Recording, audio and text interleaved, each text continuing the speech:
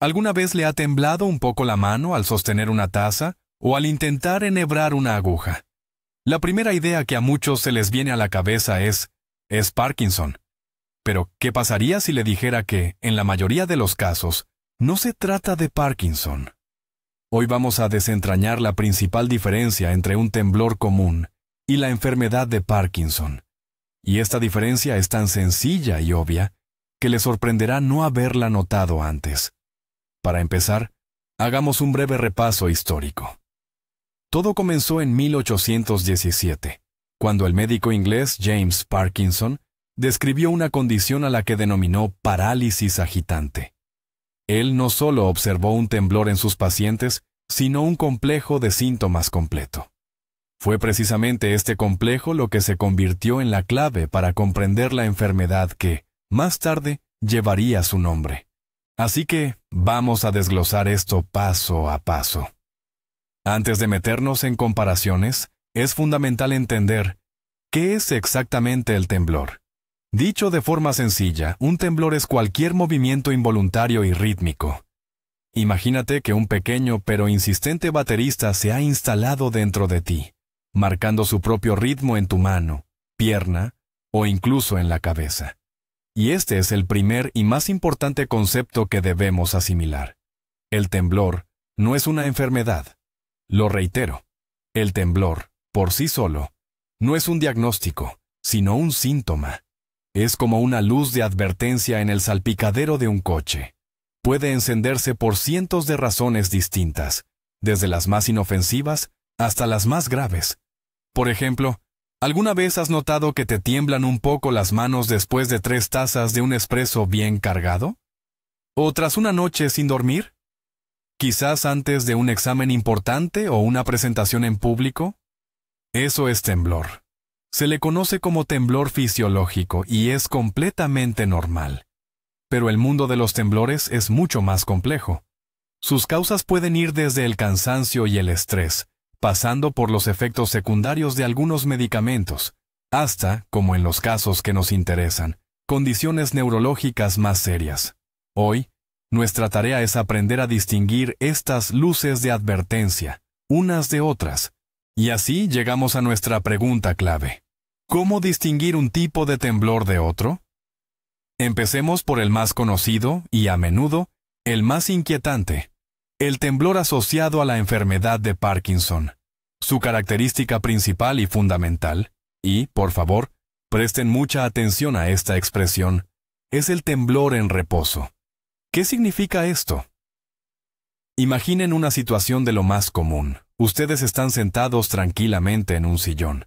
No están tensos, quizás viendo la televisión o simplemente relajándose.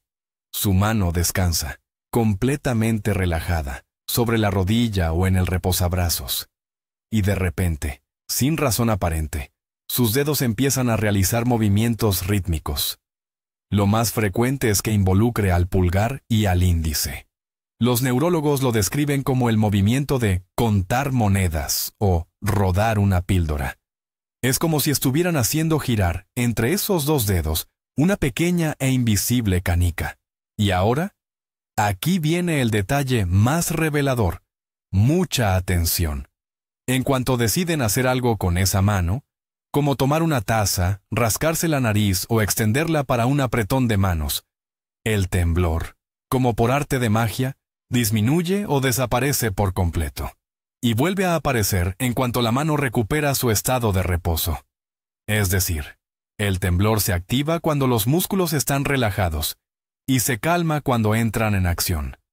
Esta es la característica clásica por excelencia, la tarjeta de presentación de la enfermedad de Parkinson. Pero, ¿qué hay de la otra cara de la moneda? Si el temblor asociado al Parkinson es el temblor en reposo, su antagonista directo es el temblor de acción. Y este es precisamente el tipo de temblor más común en el mundo, el temblor esencial. Como su nombre indica, se manifiesta de una manera completamente opuesta. La tembladera aparece justo cuando intentas realizar una acción. Imagina que quieres beber agua. Tus manos permanecen completamente quietas mientras el vaso está sobre la mesa. Pero justo al extender la mano para cogerlo y acercarlo a tu boca, ésta comienza a temblar.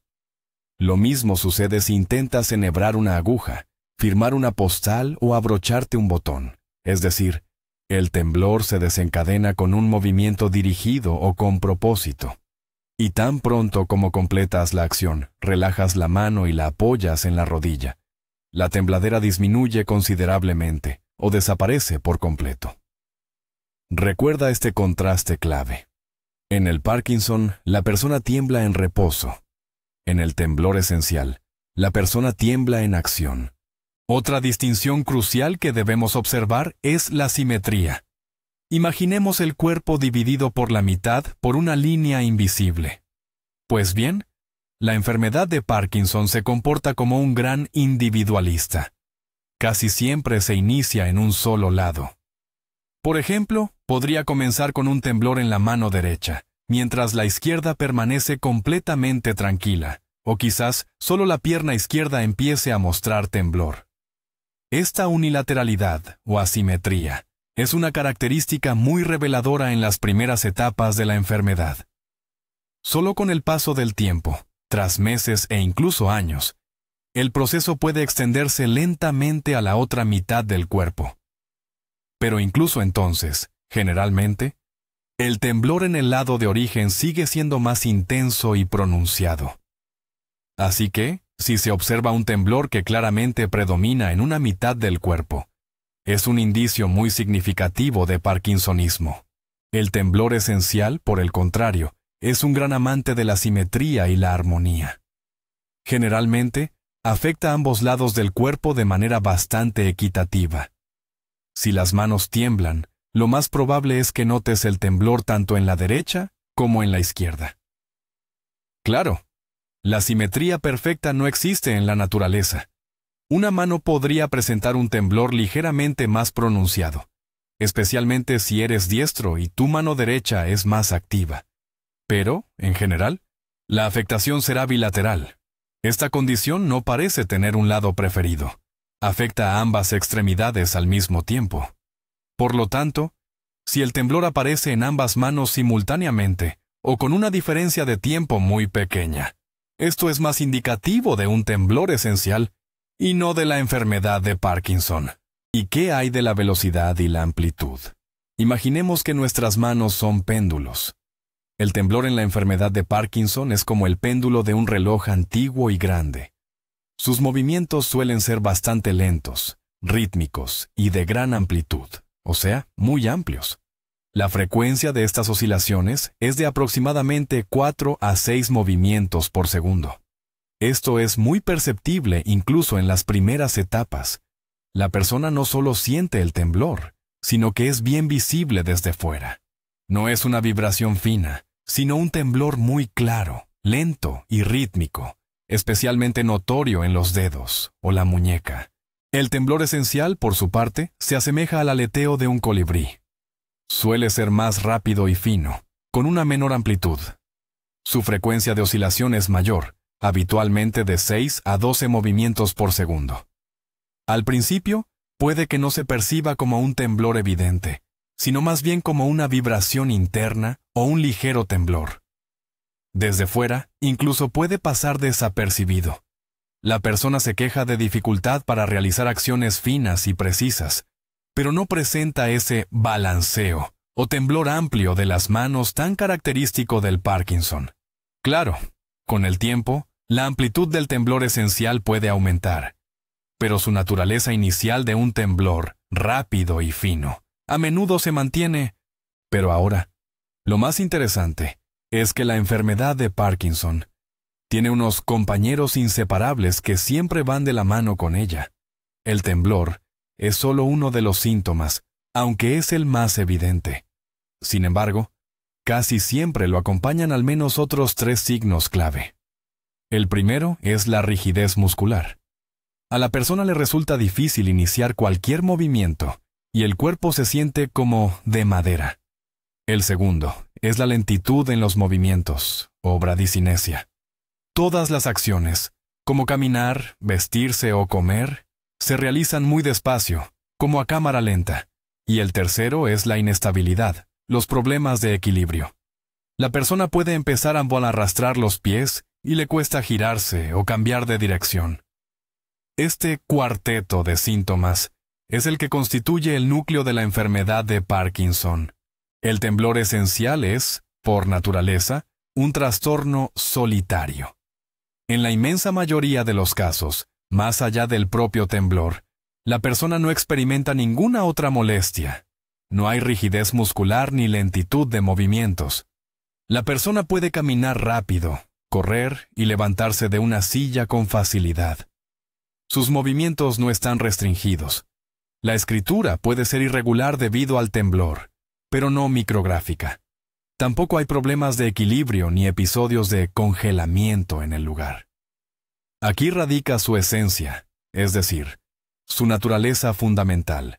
Es un temblor aislado. Por supuesto, el temblor puede causar un malestar significativo, pero no forma parte de un complejo más amplio de trastornos motores, como ocurre en la enfermedad de Parkinson. Hablemos de la caligrafía. Es una prueba muy sencilla, pero a la vez increíblemente reveladora, capaz de decirnos mucho. En la enfermedad de Parkinson, se produce un cambio muy característico. La letra se vuelve pequeña y apretada. Las letras se apiñan entre sí. Y la línea puede inclinarse hacia abajo al final de la frase. Este fenómeno se conoce como micrografía. Esto ocurre debido a la rigidez y la lentitud de los movimientos.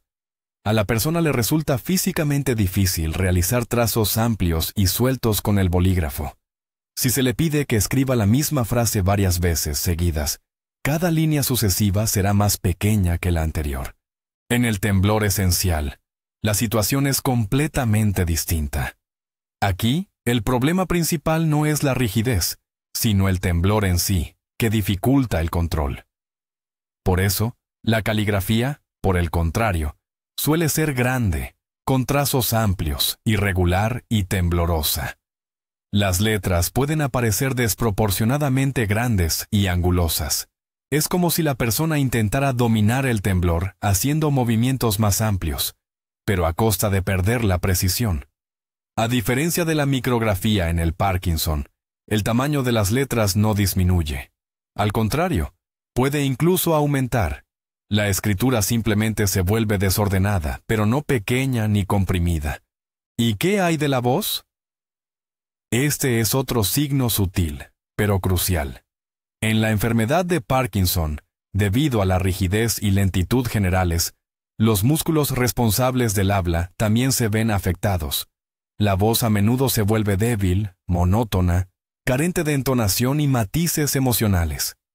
A este fenómeno se le conoce como hipofonía. La persona habla como para sí misma, sin vitalidad, y le cuesta mucho esfuerzo elevar el tono. El habla se vuelve arrastrada, poco clara. En algunos casos, el ritmo del habla puede acelerarse, fusionando las palabras en un torrente ininteligible. En el temblor esencial, cuando éste afecta los músculos de la laringe y las cuerdas vocales, la voz también se modifica, pero de una forma completamente diferente. No se vuelve débil o monótona, al contrario, se torna temblorosa. Esto es especialmente notorio cuando la persona intenta hablar despacio o prolongar un sonido. Por ejemplo, al intentar emitir una «ah» sostenida. Se escucha un temblor de voz evidente y rítmico. Se asemeja a la voz de una persona muy mayor o de alguien que experimenta una gran ansiedad. Sin embargo, el volumen y la entonación emocional del habla, por lo general, no se ven afectados. Es decir, la dificultad no radica en la fuerza o potencia de la voz, sino en su estabilidad. Existe una observación muy curiosa, aunque debo aclarar de inmediato que no es científica ni, mucho menos, un tratamiento. Se trata de la reacción a una pequeña dosis de alcohol. Desde hace tiempo se ha notado que en muchas personas con temblor esencial, una copa de vino o una copita de coñac pueden, de forma temporal pero muy significativa, reducir o incluso eliminar por completo el temblor. Este fenómeno es bien conocido por los neurólogos. El efecto suele ser breve, durando desde media hora hasta unas pocas horas, tras lo cual el temblor reaparece, a veces incluso con mayor fuerza. Sin embargo, el mero hecho de esta mejora temporal es muy característico del temblor esencial. El alcohol, por lo general, apenas tiene efecto sobre el temblor asociado a la enfermedad de Parkinson, y no logra atenuarlo. En algunos casos, debido a su efecto relajante general sobre el sistema nervioso, puede incluso acentuarlo ligeramente o hacerlo más evidente. Por supuesto, esta observación no debe interpretarse en ningún caso como una guía de acción ni como un método de autodiagnóstico. Utilizar el alcohol para intentar aliviar el temblor es una mala idea, que puede derivar en adicción. No obstante, este hecho sí puede ser un signo diagnóstico valioso para mencionar al médico. Pasemos ahora a la genética y la historia familiar. El temblor esencial, muy a menudo, resulta ser una auténtica herencia familiar. Presenta una clara predisposición genética y hereditaria. De hecho, si preguntas a alguien con temblor esencial si sus padres, abuelos o incluso tíos también padecieron temblor en las manos, en más de la mitad de los casos, la respuesta será afirmativa. Se trata de una enfermedad con un patrón de herencia conocido como autosómico dominante. Dicho de forma sencilla, si uno de los padres porta este gen, la probabilidad de transmitirlo a sus hijos es nada menos que del 50%. Así que, si el temblor en las manos es un rasgo conocido en tu familia, es un argumento de peso a favor del diagnóstico de temblor esencial. La enfermedad de Parkinson, en este sentido, es diferente. Aproximadamente el 90% de los casos son esporádicos. Esto quiere decir que aparece de forma aleatoria, sin una conexión genética clara. Una persona puede desarrollar Parkinson aun si no hay antecedentes de la enfermedad en su familia, incluso varias generaciones atrás. Cierto es que existen formas hereditarias o familiares de la enfermedad, pero son mucho menos comunes. Por ello, lamentablemente, la ausencia de casos de Parkinson en la familia no ofrece ninguna garantía. Sin embargo, su presencia sí debería ser un motivo para prestar más atención a nuestra salud. ¿Y qué ocurre exactamente en el cerebro? ¿Por qué aparece el temblor? Aquí, las causas son muy variadas. En el origen de la enfermedad de Parkinson se encuentra un proceso devastador: la degeneración progresiva de células muy específicas en una región del cerebro conocida como sustancia negra. Estas células se encargan de la producción de dopamina, un neurotransmisor crucial. La dopamina actúa como una especie de lubricante para nuestro sistema motor, garantizando la fluidez, la velocidad y la precisión de nuestros movimientos. Cuando el número de estas células productoras de dopamina se reduce, el sistema empieza a fallar. Es entonces cuando aparecen el temblor, la rigidez y la lentitud. Es como un motor al que se le está acabando el aceite. La causa exacta del temblor esencial sigue siendo, hasta el día de hoy, uno de los grandes enigmas de la neurología. Sin embargo, la principal hipótesis actual lo relaciona con disfunciones en el cerebelo y sus conexiones con otras áreas del cerebro, especialmente con el tálamo. El cerebelo es nuestro coordinador interno, el director de orquesta de nuestros movimientos. Se encarga de garantizar su precisión, fluidez y coherencia. Se cree que, en el temblor esencial, las redes neuronales de esta región empiezan a funcionar de forma anómala, enviando señales rítmicas e irregulares a los músculos. Lo crucial es que, a diferencia del Parkinson, no se produce una muerte masiva de células. La estructura cerebral se mantiene intacta. Lo que se altera es únicamente su función. Y, por último, el punto más importante y definitivo. Todas las diferencias que hemos mencionado, la naturaleza del temblor, la simetría, la escritura o la voz, son simplemente orientaciones. Esta información es valiosa, ya que le ayudará a comprender mejor su estado y a describir con precisión sus síntomas al especialista. Pero, bajo ninguna circunstancia, debe autodiagnosticarse utilizando videos de Internet. Solo un neurólogo cualificado puede poner fin a la incertidumbre de si se trata de Parkinson o de un simple temblor. Será este profesional quien realice un examen exhaustivo, evalúe todos los síntomas en su conjunto y verifique los reflejos y el tono muscular. En algunos casos, para precisar aún más el diagnóstico, podrían ser necesarias pruebas complementarias, como una tomografía cerebral especial, conocida como DAT-scan, que permite evaluar los niveles de dopamina. La autodiagnosis en estos casos es peligrosa, pues puede llevar a una alarma innecesaria, o peor aún, a la pérdida de un tiempo precioso, especialmente si se trata de una enfermedad grave. Y así, llegamos al punto culminante, a la gran revelación. La principal diferencia que deben saber no reside solo en el tipo de temblor. La diferencia fundamental es que, en el temblor esencial, el temblor es la enfermedad en sí. Puede ser incómodo, interferir en el día a día, pero no es una enfermedad neurodegenerativa progresiva. En cambio, en la enfermedad de Parkinson, el temblor es solo la punta del iceberg. Es una señal de un proceso mucho más profundo y serio que ocurre en el cerebro, afectando no solo el movimiento, sino también el estado de ánimo, el sueño e incluso el olfato. Comprender esto cambia radicalmente la perspectiva del síntoma. En un caso, luchamos contra el temblor. En el otro, contra una enfermedad compleja. En resumen, un temblor en reposo que empieza en un lado del cuerpo y se acompaña de rigidez. Es un motivo serio para consultar a un médico y sospechar de la enfermedad de Parkinson. Por otro lado, un temblor en ambas manos que aparece al moverse y no se acompaña de ningún otro síntoma es, muy probablemente, un temblor esencial. Saber esto puede ahorrarles preocupaciones innecesarias y guiarlos por el camino correcto. Gracias por ver este video hasta el final. Espero que les haya resultado útil. Si así fue, no olviden darle me gusta y suscribirse al canal para no perderse los próximos episodios.